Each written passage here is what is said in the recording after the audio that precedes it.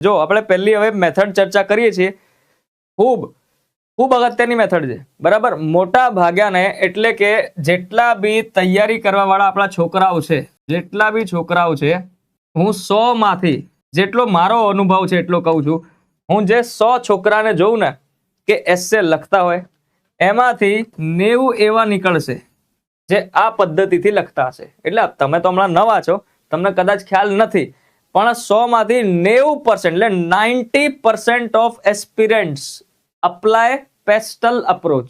કેમ કે આ બહુ દેશી છે, એટલે વર્ષો જૂની મેથડ છે. વર્ષો જૂની મેથડ એવું નહીં કે કામની નહીં, ડેફિનેટલી કામની છે.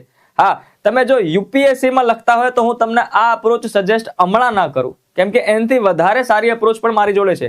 જીપીએસસીમાં છોકરાઓને હજુ વધારે ખબર નથી, હે ને, એટલે ખબર નથી ઇન ધ સેન્સ કે આ અપ્રોચ લખે તો છે પણ કેવી રીતના લખવું એ ખબર નથી. જેને ઢંગથી આ અપ્રોચ લખતા આવડી ગઈ એને વધારે માર્ક્સ મળે છે, હે ને. બે ટાઈપના છોકરા છે, એકના પેસ્ટલ વિશે ખબર છે, બીજાને પણ ખબર છે.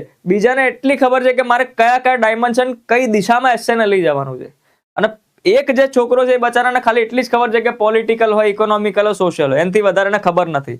તો આપણે પારંગત થવાનું છે, બરાબર. પારંગત કેવી રીતના થઈશું આપણે, હું તમને એપ્રોચ શીખવાડીશ. આ અપ્રોચની બિયોન્ડ લઈ જઈશ તમને, આ અપ્રોચથી બહુ જ આગળ તમને લઈ જઈશ. એટલે આમાં પણ તમને પેલું કહેવાય ને આઈફોનમાં પ્રો મેક્સ બનાવી દઈશ, હે ને, પ્રો મેક્સ.